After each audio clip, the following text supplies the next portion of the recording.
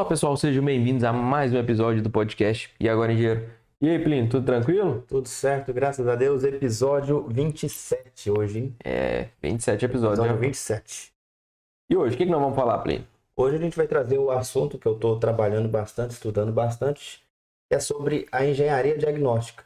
Uma nova oportunidade, um pouco desconhecida aí por muita gente, por muito engenheiro, e é uma boa pedida aí durante esses períodos de dificuldades, né, de mercado. Não, e na verdade é uma oportunidade em extrema ascensão, né? A gente cada vez vê mais pós-graduações, especializações na área, focando em engenharia diagnóstica. Muitos influencers nas redes sociais trabalhando, né? Influencers na área de engenharia trabalhando sobre a área. Então a gente consegue verificar aí e ver uma oportunidade de mercado, né? Você que está aí às vezes trabalhando, pode ser uma segunda área, né? Pode ser algo complementar à sua renda. E uma área além das tantas que nós já discutimos, porque a engenharia ela já é tão ampla e ainda tem essa nova área que é a que abraça todas ali para fazer todas funcionarem da maneira como foi previsto, né? Bem interessante. E na verdade a gente vai trazer algumas observações aqui que podem te ajudar às vezes a destravar, né? Muita gente acha que é um mercado muito caro, que tem que ter um monte de especialização, que tem que ser o cara. Não, na verdade você tem que ser o cara para você se destacar. Mas existe muita coisa aí que é um pouco de mito, né? Você não precisa comprar já de cara uma câmera de 50 mil reais, de 100 mil reais, que faz raio-x, infravermelho, que traz... Calma, não precisa começar assim, né, Pli? E aí a gente vai comentar algumas questões dessas, que tem vários equipamentos simples, bem baratos, que vão te ajudar aí. E aí a opção de comprar equipamentos extremamente caros, né? É totalmente contornável. Você não precisa ter aquele certo tipo de equipamento. A gente vai comentar sobre isso, como que você trabalha, né? Quais equipamentos necessários ali. E você pode começar a atuar como engenheiro diagnóstico. Então, pessoal, vamos lá. Para começar o nosso episódio 27, Engenharia Diagnóstica, um mercado em ascensão.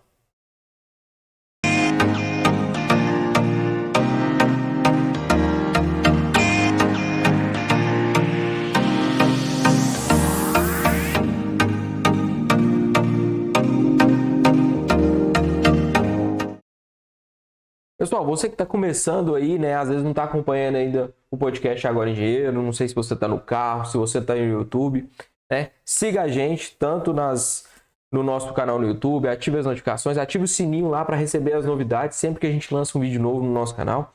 E se você está nas plataformas de streaming aí também, ative lá, marque para ir para sua playlist lá para sempre estar atualizando, já baixando automático.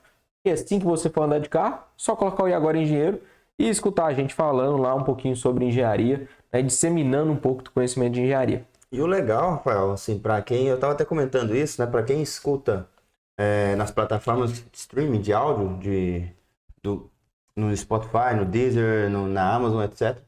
Para quem escuta ali, geralmente você, como os episódios são um pouco maiores, quando você volta, tá paradinho ali no mesmo tempo, né? Então é legal. O YouTube é bom que você interage com a gente aqui, mas até o próprio Spotify te dá essa opção de continuidade do assunto. E aí você volta, você não tem uns 30 minutos, 40 minutos, você assiste 10 minutos, e aí o próprio aplicativo já te dá ali a sequência, você só dá o play e continua. Então no YouTube, no Spotify, Deezer, Amazon, qualquer lugar, dá para acompanhar, não tem desculpa, né? E você, né, nas suas redes sociais, lá no Instagram, você fala muito de engenharia diagnóstica, né, Plínio? Aonde que te acha lá para curtir um pouquinho mais de engenharia diagnóstica no seu Instagram? No meu Instagram, Plínio_Pires, no TikTok, Plínio.Pires. E é uma área que eu tenho aprofundado e tenho trazido ali, tenho focado mais na engenharia diagnóstica. E é o meu foco ali do Instagram, praticamente engenharia diagnóstica, né? E aí para o pessoal que está formando, que está em dúvidas, que quer conhecer um pouquinho mais dessa área, eu tô lá no Instagram sempre com uma caixinha aberta, com a caixinha de perguntas, com alguns posts, com muita informação lá. Não, bom demais. Plínio, Então, se você não segue o Plínio, siga lá, que com certeza, se você está ouvindo esse vídeo por causa de engenharia diagnóstica, lá com certeza você vai aprender muitas novidades sobre o mercado, muita atividade prática. Recentemente vocês estavam até no Ministério da Saúde fazendo obra lá, né? Acompanhando, fazendo laudos lá. Então, Fazendo o assim, serviço completo de engenharia diagnóstica mesmo, diagnosticando os problemas e dando soluções, adaptações, etc. não, isso é importante até para as pessoas verem que não fica só na teoria, né? Você está indo para campo, está ganhando dinheiro e tá trazendo frutos, né? Essa engenharia diagnóstica aí tá rendendo. E se você não me segue, né, nas redes sociais, siga lá, tanto no TikTok quanto no Instagram, rafaelespindola.eng. A gente fala lá um pouquinho mais da área geral de engenharia, não é tão específico como o Plínio, mas a gente tenta trazer também muito conhecimento na área de engenharia para vocês. Mas vamos lá, hoje eu sou quase um espectador, eu sou o cara que não entende nada que vai tirar as dúvidas, Plínio. O podcast hoje é quase seu. Cara, como que a gente pode ver esse mercado, né? É um mercado que está crescendo, então realmente é uma oportunidade hoje o mercado de engenharia diagnóstica para recém-formado, você tem que ter experiência, como que funciona isso? É uma oportunidade, eu vejo como uma oportunidade muito grande aí para quem está começando a atuar na engenharia, para quem está o recém-formado, né, ou aquele cara que está formando, ele está no 8º, 9º período, não sabe muito bem ainda o que vai fazer. E aí a gente já comentou em diversos episódios aqui, a pessoa sai pensando que a engenharia é só construção, só canteiro de obras, ou às vezes projeto e construção. Então tem muito mais área, tem muito mais mercado para atuar. E a engenharia diagnóstica é uma área recente, moderna, e surgiu que tem aparecido ali por volta dos anos 80 para cá, né? E foi efetivada de fato ali. Nós tivemos a primeira norma que estabeleceu esse marco inicial sobre inspeções no ano 2000. Então, assim, é bem recente e até por isso, por ser uma oportunidade, assim, tem muita gente que bagunça muito os conceitos, que não entende direito, que tem um certo medo de atuar, porque antigamente era muito assim. Porque se a gente pensar, sempre ocorreram alguns acidentes na engenharia. E aí sempre eram chamados um ou outro engenheiro, sempre aqueles mesmos nomes, para explicar por que aquele acidente ocorreu. Então a gente via, aconteceu, sei lá, caiu um prédio, desabou um prédio, Fala-se dois. o Palace 2. Quem é que chegou no resultado final do que tinha acontecido ali? Provavelmente um engenheiro diagnóstico, que não tinha esse nome antigamente, que era um perito. O pessoal conhecia muito como perito, né? Então, é aquele cara que conhecia tudo e dominava todos os procedimentos ali. Aquilo ali era meio que chamado de perito. O cara ia lá e resolvia aquela situação. O cara falou, ó, caiu por causa disso. Foi aplicado material errado, não respeitou isso, não respeitou aquilo. Então, esse era o perito, né? E aí muita gente tem meio que receio dessa palavra, né? Fala, nossa, eu para ser perito eu tenho que entender muita coisa. E realmente, para ser perito você tem que entender muita coisa. Mas a engenharia diagnóstica, ela é um conceito um pouco mais amplo e a gente pode atuar com muito mais simplicidade do que esses casos extremos, né? Tem muito mais campo do que a pessoa imagina. Plínio, e assim, para um engenheiro recém-formado, ele já pode, por exemplo, formei agora, tem um pouco de experiência, né? Porque a gente sabe que tem que ter uma certa experiência ou não precisa. Como que funciona esse mercado? É possível? Quais as recomendações que você dá para alguém que está recém-formado e quer entrar para atuar nessa área? Olha, é perfeitamente possível, mas se a gente for fazer um paralelo com a medicina, porque na medicina o pessoal já está mais acostumado, então é mais simples, né, entender os conceitos. A medicina diagnóstica, ela já existe tem muito tempo, tem vários laboratórios de medicina diagnóstica, que é lá onde você faz, o médico pede algum tipo de exame para entender algum problema que está acontecendo ali com você, né, algum problema de saúde. E ele fala, ó, você precisa fazer para mim um raio-x, você precisa fazer um ultrassom, você precisa fazer alguns exames para que eu entenda o problema aqui. E se o problema for complexo, o que o médico faz? Ele encaminha para um especialista. Então, para o cara que está começando, ele pode ser esse clínico geral da engenharia diagnóstica. Aí ele seria um engenheiro diagnóstico. Ele seria um engenheiro diagnóstico atuando ali de maneira é mais superficial. Seria generalista, vamos falar assim, ele conheceria de tudo, poderia atuar em várias áreas. Então, Plínio, o engenheiro diagnóstico, ele vai fazer aquele primeiro laudo inicial, verificando vários problemas, às vezes tentando identificar ali os primeiros motivos, causas, mas de forma superficial. É isso, então, o engenheiro diagnóstico tem essa primeira função e depois, às vezes, se necessário, ele passa para um especialista ou ele mesmo vai identificar, fazer um estudo mais aprofundado e tentar promover ali uma possível solução para aquele caso? Isso. Assim, nós temos vários conceitos, nós temos vários níveis dessa engenharia diagnóstica. Nós temos desde as simples vistorias e inspeções, né? Então, nós temos ali, claro que com um procedimento, com um método, né? Com um método de inspeção, com alguns cuidados, que isso aí a gente tem que ter. Mas você não precisa ser nenhum especialista em nenhuma das áreas.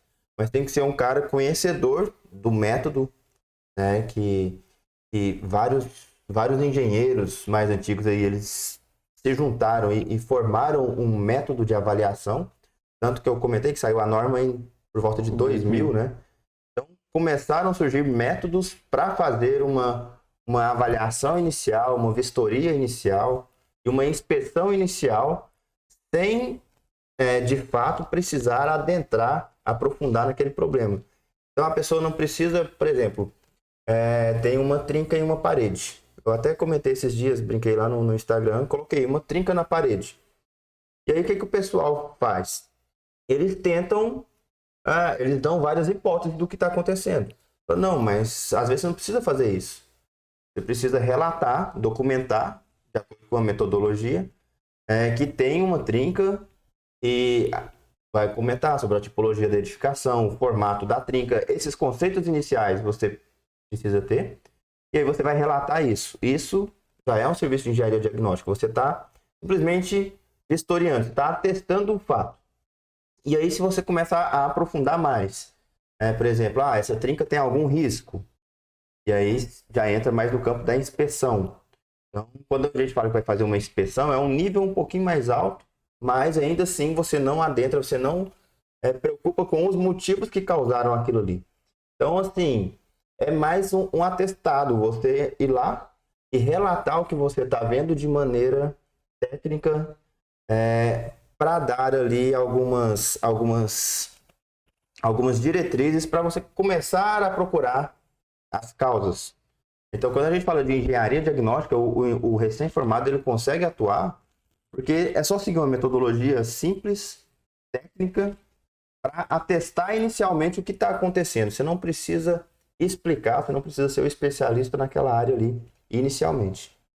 Mas assim, então a pessoa tem que ter um certo domínio, tem que ter um certo conhecimento, tem já uma metodologia já definida, já atestada pelo mercado como uma metodologia ideal. E a partir desse momento, você recomendaria, por exemplo, às vezes uma pessoa que quer entrar na área, às vezes continuar estudando, por exemplo, fazer uma especialização, uma pós-graduação, ou você acha que não é necessário?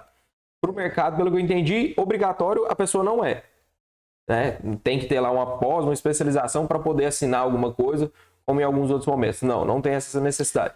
Mas eu acredito, pelo que você está falando, seria interessante essa pessoa ter. É isso mesmo? É interessante porque em qualquer área que a gente vai atuar, até por ser uma área mais nova, você dominar as técnicas e essa metodologia é muito importante. Então, numa pós-graduação, por exemplo, se você tem o contato com vários outros profissionais que estão estudando ali e com os professores que provavelmente já atuam na área, tem aquele outro detalhe que a gente já chamou em vários podcasts, né? Que é o networking. Então, assim, estudar, se especializar, se capacitar nunca é demais. Então, é necessário que a pessoa tenha domínio, pelo menos dessas técnicas iniciais. Entendeu?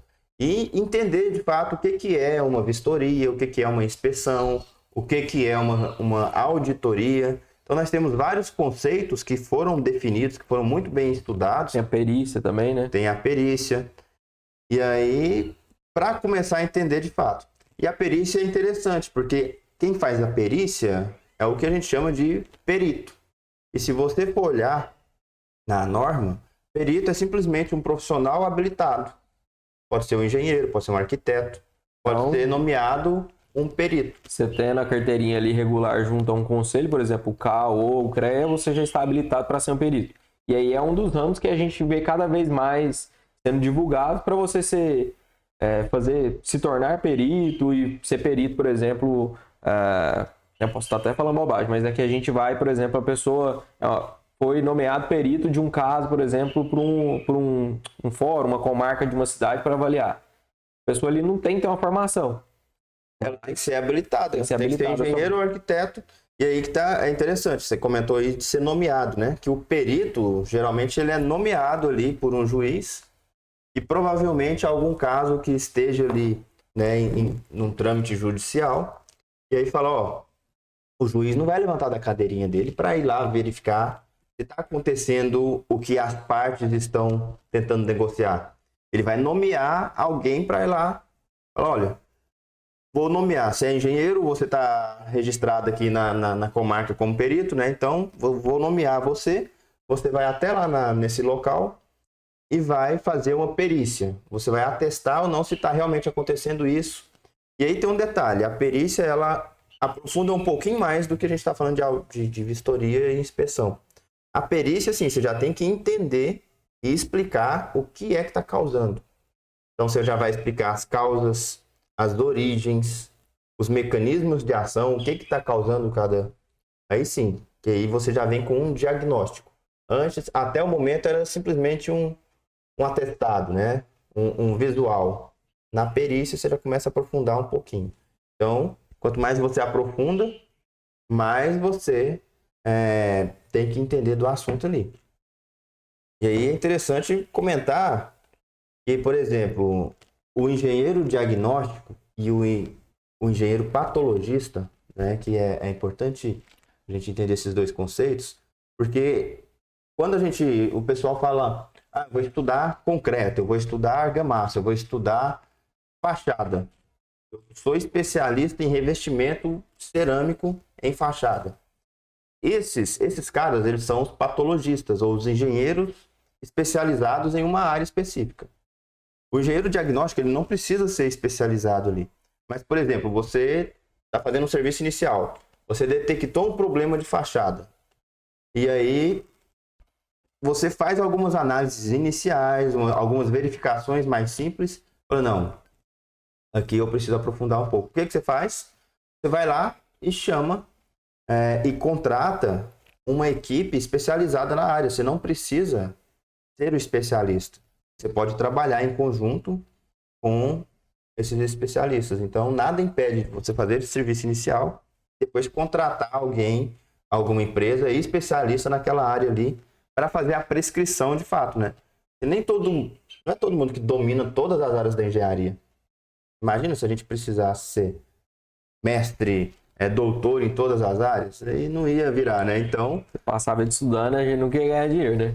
E aí, assim, quando tem alguma coisa que você não domina, alguma área específica que precisa fazer a prescrição técnica do que está acontecendo de fato e qual a terapia, o que a gente precisa fazer depois, você chama um engenheiro especialista, entendeu? Então, eles não são concorrentes. O pessoal pensa assim, é a mesma coisa? Não, um atrapalha o outro. Não, podem trabalhar em conjunto tranquilamente. Plínio, uma curiosidade que eu tenho, por exemplo, a gente teve em 2013, né, depois de muitos anos, a norma de desempenho vindo muito forte para a engenharia, né, que ela começou a entrar a 15575 em 2013, onde ela começou a trazer padrões mínimos, né, de vida útil que a habitação precisaria ter. Então, essa vida útil, ela é muito ligada à engenharia diagnóstica também, porque a gente vê cada vez mais as nossas construções doentes, né? Linkando sempre com a medicina, as construções estão doentes, estão com patologias e a gente precisa curar elas. E a norma de desempenho, né, ela traz muita coisa com relação ao quê? A segurança, a habitabilidade, a sustentabilidade, a confortos acústicos, térmicos. São alguns conceitos que a norma traz como referências mínimas que a habitação, a partir daquele momento que a norma entrou em desempenho, ou que estava em projeto ali, que ela precisaria cumprir, né? Como que você vê isso hoje com a presença? Será que Será que isso até pode ser uma justificativa para esse novo crescimento da engenharia diagnóstica a partir da norma de desempenho? Com certeza, porque lá atrás, quando aconteciam os desastres, o pessoal chamava um perito para entender o que aconteceu.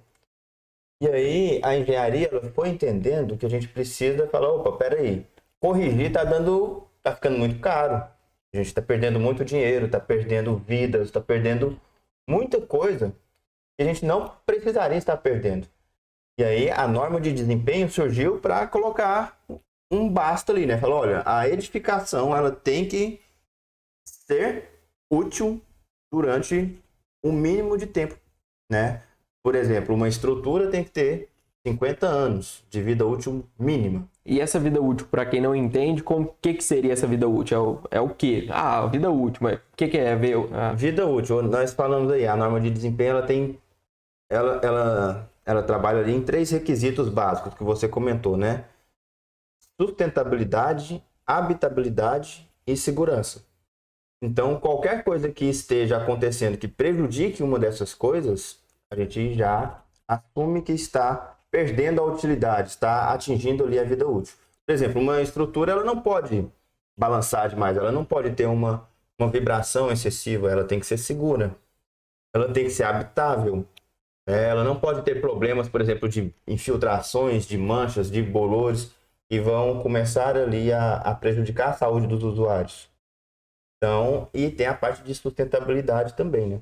Então, qualquer coisa que aconteça que prejudique um desses requisitos, a gente fala, ó, tá já chegando no limite ali da vida útil.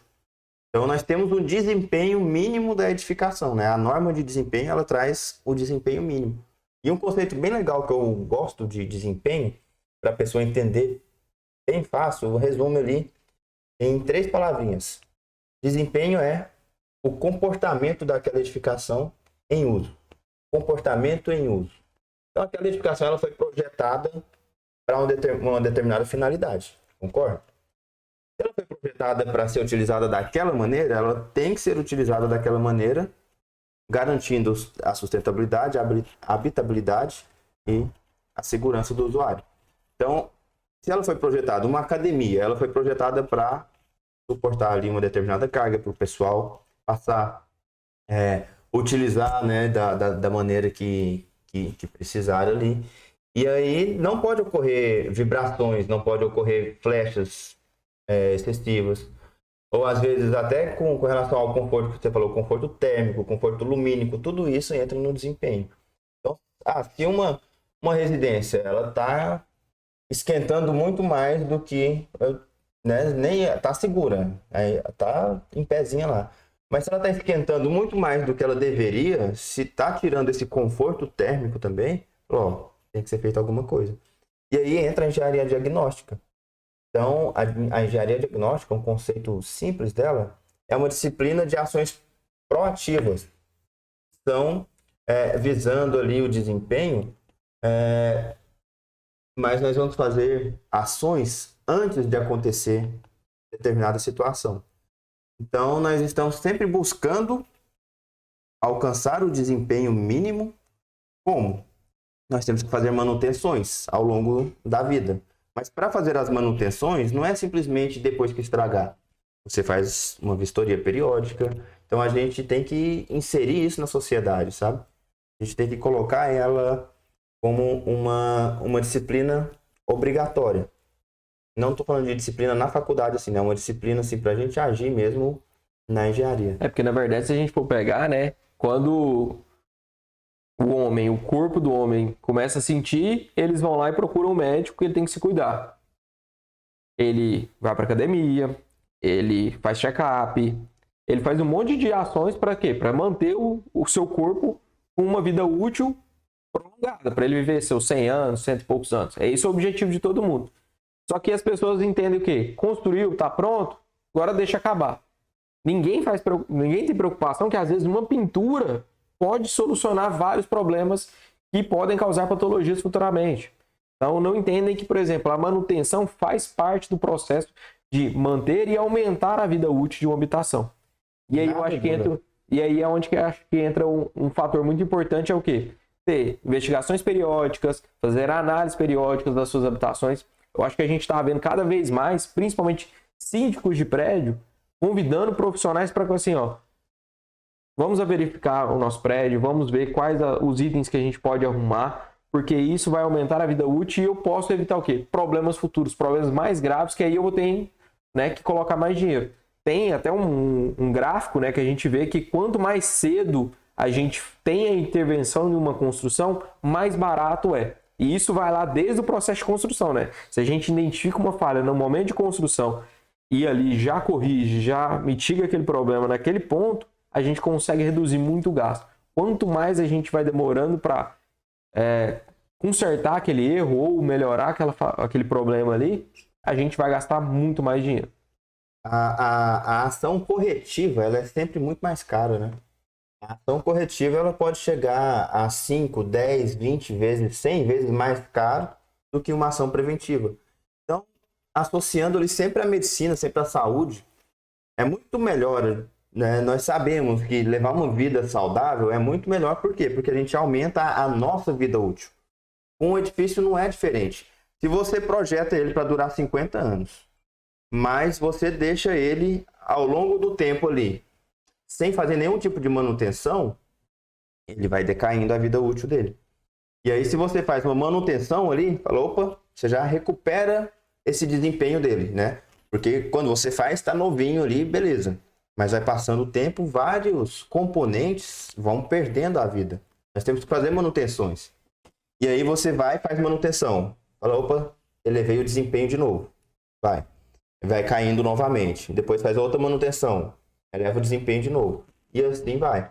Um carro. Se a gente não fizer manutenção em um carro, o que acontece? Vai fundir o motor, se não trocar óleo, se você não fizer manutenção, ele vai te deixar na mão, né? Então fala, olha, a vida útil desse carro aqui, sei lá, é rodar 500 mil quilômetros.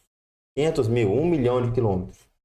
Mas como? Se você comprar ele hoje na concessionária e nunca trocar o óleo dele, nunca, né, trocar um pneu, nunca fazer uma verificação de uma suspensão, o que vai acontecer? Vai estragando e não vai chegar nem perto de 1 milhão. Então, assim, a engenharia diagnóstica, ela atua nessa parte. São ações proativas que nós fazemos visando garantir o desempenho mínimo ali daquela edificação. Então, acho que até um fator importante que eu estou recordando aqui, por exemplo, dos documentos que são primordiais e são obrigatórios hoje, por exemplo, quando a gente vai finalizar um condomínio, é o Manual de Uso e Operação e Manutenções da Edificação. É algo que todo mundo negligencia, todo mundo faz algo somente por fazer, é um copia e cola danado, né? Nunca usa, entrega lá para o síndico para livrar de algumas responsabilidades, o síndico engaveta também e não faz uso. Então, se a gente for pegar isso como um modelo, é algo que mostra a importância da edificação, da manutenção, seja nos equipamentos, né, como bombas, caixa d'água, elevadores, tudo mais que a gente tem que ter ali, a parte de boy, tudo que tem que ter manutenções, mas também na edificação, pinturas, repinturas, verificações, nas tubulações e tudo mais. Então, o manual de uso e operação acho que é algo extremamente importante e muito negligenciado dentro da engenharia. Isso é uma área que pode ser fornecida pelo engenheiro diagnóstico também. Se ele souber vender o serviço dele, Rafael, imagina, só quem mora em condomínio vai entender isso, né? Quem mora em casa simples, o que acontece? Quando estraga, ele vai lá e conserta. Mas quando você mora num prédio que tem lá 20, 30, 50 famílias, quando acontece alguma coisa, fala, gente, não tem jeito, a gente vai ter que trocar a boia, vai ter que fazer uma pintura, uma revitalização da fachada, tá cheio de fissura. E aí o que acontece? Já está num grau tão deteriorado que o pessoal já viu ali visualmente, né? E aí o custo vem tudo de uma vez. E aí o que acontece? O condomínio que você paga lá R$200, R$300, nos próximos 10 meses você vai pagar R$500, R$600. E aí é uma lapada doída, né? De uma vez. E aí, como é condomínio, você vai ter que pagar, senão daqui a pouco vai seu nome para o SPC, para as coisas lá e então, já era. Assim, imagina, entender os problemas. Se você souber vender isso para um síndico, você fala, olha, o que eu vou fazer aqui como engenheiro diagnóstico? Então a gente pode falar isso que isso é um mercado, É um mercado, uma área de atuação para quem quer. É uma dica de ouro aqui para quem está escutando. Então falei de novo, é uma dica. Quem está começando mercado de engenharia diagnóstica, escuta o Plínio nesse momento. Toma água para falar. Olha só. Um síndico. Quantos problemas nós não temos em condomínios hoje? Em edificações? Volta e meia, nós temos um problema no reservatório, nós temos um problema numa calha que está suja, num telhado que o pessoal vai instalar a internet e quebra o telhado. E aí, todo condomínio tem lá uma equipe de manutenção, né? Porém, se você sabe oferecer esse serviço, fala, olha, nós vamos fazer inspeções completas, desde validade de extintor até a faixa aquela faixa antiderrapante em escada, tudo. A engenharia diagnóstica, ela atua no prédio como um todo. É por isso que eu falo que não precisa ser um especialista, você não precisa ser um especialista em textura de fachada. Você pode atuar de maneira geral. Faz inspeções, verifica os problemas e o mais importante, a gente consegue priorizar e fazer uma ordem de priorização. E com isso a gente consegue dar ao síndico ali a gente consegue, ficou meio estranha essa parte, né? A gente consegue fornecer ao síndico ali um resultado como se fosse um plano de ação. Então, o caminho que ele poderia seguir para... É o caminho para seguir para ir corrigindo o que é necessário. Com relação aos graus, né? Do que é mais relevante, o que tem que ser arrumado primeiro, até o que pode esperar mais um pouco. Até o que pode esperar mais um pouquinho. Então, assim, na inspeção a gente faz isso. Então, a pessoa não precisa entender o que está acontecendo, mas ela precisa relatar que está acontecendo aquilo ali. E se verificar que é um problema muito sério, já chama uma equipe especializada, se você não for especialista na área. Entendeu? Então não tem necessidade de ter equipamentos super modernos e tudo mais. Você entende os problemas, você lista por prioridades, porque um condomínio não consegue arrumar tudo de uma vez. Se você for vender um serviço desse, fala, ó, vai ficar 5 milhões de reais aqui para arrumar seu prédio. Se aumentar 50 reais no condomínio, o pessoal já chora. Como é que você vai vender isso? Então você organiza os problemas por ordem de prioridade e você trabalha com o condomínio fazendo um plano de manutenção. E aí você organiza esse plano de manutenção que o pessoal nunca coloca em prática, né? Então essa organização, essa metodologia aqui facilitou muito o que a gente já tem visto há muito tempo, mas que não tem sido aplicado de fato. Então imagina, fala ó, síndico. E o síndico é responsável legal pelo condomínio. Então, qualquer problema que aconteça, o síndico ele é responsável. Então, você organizar os problemas, listar. Ó, tá acontecendo tudo isso aqui. Porque a equipe de manutenção, geralmente é o quê?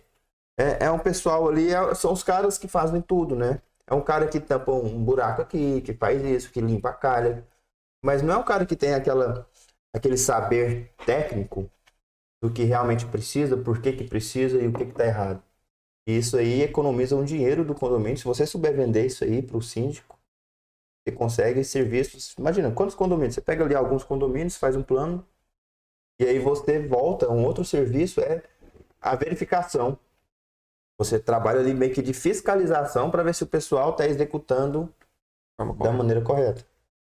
Então é muita coisa. Então, assim, a gente tem até que tomar cuidado com o tempo, porque se for para pegar para falar tudo o que dá para fazer, aí é o que a gente é o que eu tô fazendo devagar, para soltando ali os vídeos devagar, porque é muita coisa para fazer. Plínio, antes da gente terminar, sempre surge uma discussão quando a gente fala de engenharia diagnóstica, que é com relação aos equipamentos. Todo mundo vê aqueles equipamentos mirabolantes que o pessoal usa na internet. Ah, eu vou pôr um drone, vou pôr uma câmera de infravermelho, vou ter que ter uma extratora de corpo de prova, tá? Você que já está atuando, já fez algumas obras aí de porte grande. Você que está... Para a pessoa que está começando, a pessoa precisa ter lá quantos milhões de reais para investir em equipamento? Cara, você começa com muito pouco. Você pode começar com muito pouco. Eu vou até fazer uma propaganda de coisas da China mesmo, de AliExpress. Você consegue ali, sei lá, com R$ 1.000, R$ 2.000 no máximo, você consegue comprar muito equipamento que vai te ajudar bastante. Inclusive câmera térmica você consegue comprar com esse valor. Porque o pessoal pensa, mas uma câmera térmica, quanto custa uma câmera térmica? Depende do seu objetivo. Nós temos câmeras térmicas que custam R$ 1.500, R$ 2.000.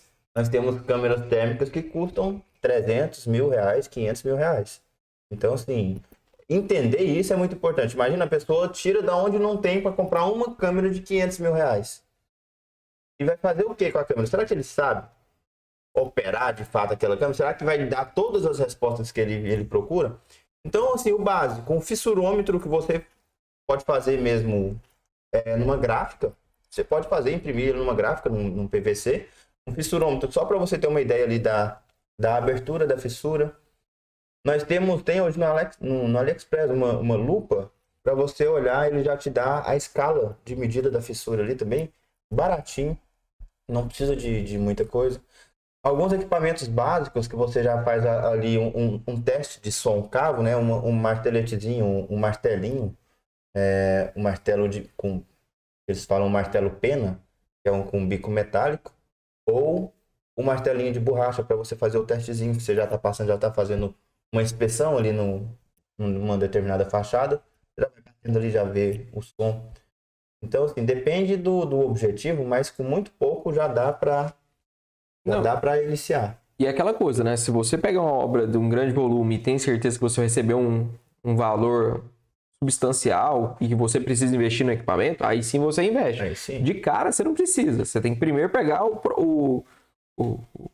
ali o projeto, a obra para você verificar, para você identificar o que você vai precisar. E o mais importante que eu nem comentei, né? Todo mundo tem um celular hoje. O celular já é a própria câmera fotográfica. Então, se você tem um celular, você já consegue registrar tudo que você precisa.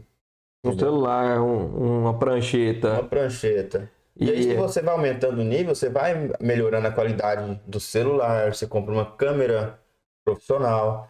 Às vezes, por exemplo, tem muita gente que usa até a GoPro, né? Porque é uma câmera de esportes, mas é uma câmera que é à prova d'água.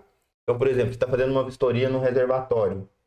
Você vai com a GoPro, com um bastão, e você coloca ela dentro do reservatório ali, você não precisa entrar no reservatório. Então, algumas ferramentas, elas facilitam bastante o trabalho, mas não são obrigatórias. E aí que é importante o networking, né? Às vezes, você que está começando, você faz uma parceria ali, fala, alguém tem isso, o outro tem aquele tipo de equipamento, outro tem isso. Você empreita, né? Você subcontrata uma outra pessoa para fazer o serviço. Se você precisa, às vezes você não precisa nem investir. Você contrata, aloca alguém para ir lá fazer, empreitou para ele, a pessoa fez, você pagou, você vai receber. Você vai ganhar uma parte daquela. O mais importante é começar. É fazer um registro, por exemplo, num tribunal desses para atuar, né, como perito. E aí, quando a gente fala de perícia, eu já comentei que é mais complicado, mais aprofundado. Porém, tem algumas perícias e nós avaliamos ali os direitos, né, de outras pessoas. Então, tem perícias que são simples de serem executadas. Se for complexa, você vai receber o processo antes para estudar, você pode aceitar ou recusar. Então, o importante é começar. Plínio, eu acho que hoje, né, para falar sobre engenharia diagnóstica, a gente falou bastante, né, sobre esse mercado, como pode ser um mercado em extrema ascensão e que tem lugar para todo mundo, né? O cara pode ser o cara mais experiente ou o recém-formado, que ele pode entrar dentro desse mercado e pode ganhar dinheiro com relação a isso. Mas, Plínio, para você que está aí, né, para as pessoas que não te conhecem, querem ouvir mais sobre o Plínio, sobre engenharia diagnóstica, onde que eles te acham nas redes sociais aí para a gente bater um papo? Estou no Instagram, Plínio_Pires, né? Tô aqui no YouTube, no canal no E Agora Engenheiro, tanto no podcast quanto em alguns vídeos isolados aqui, principalmente na área de engenharia diagnóstica, que eu trago com mais profundidade cada parte dessas. Falo um pouquinho ali, eu soltei alguns vídeos sobre vistoria de vizinhança, eu vou falar um pouco mais aprofundado dos equipamentos, o que faz cada um, em como usar os equipamentos. Então, essa parte mais aprofundada, eu vou soltando aqui devagar no próprio canal aqui mesmo. E no TikTok também com alguns cortes, Plínio.Pires. É isso aí. E para quem não me segue, eu tô lá no rafaelespinola.enche, tanto no TikTok quanto no Instagram.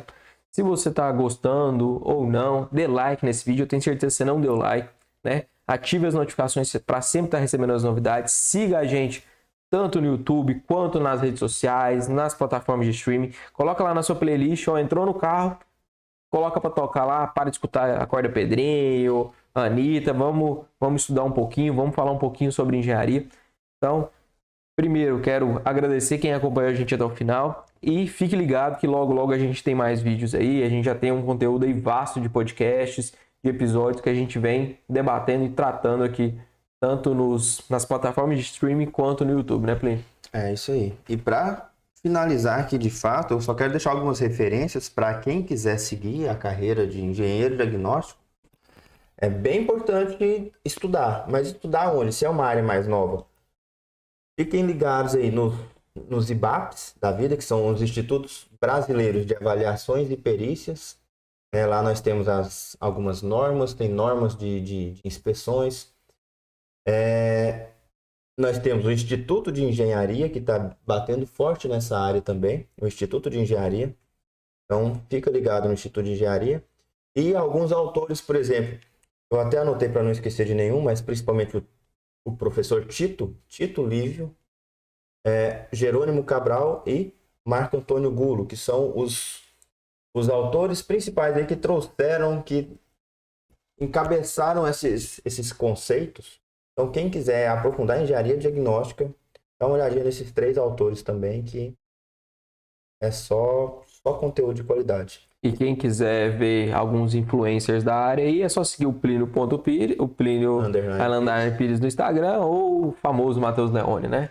Matheus Leone é um também que está atuando bastante, um colega que está bem focado nessa parte. Ele tem canal, tem toda terça-feira dá aula ao vivo e tudo mais. Matheus Leone também é bem interessante de seguir.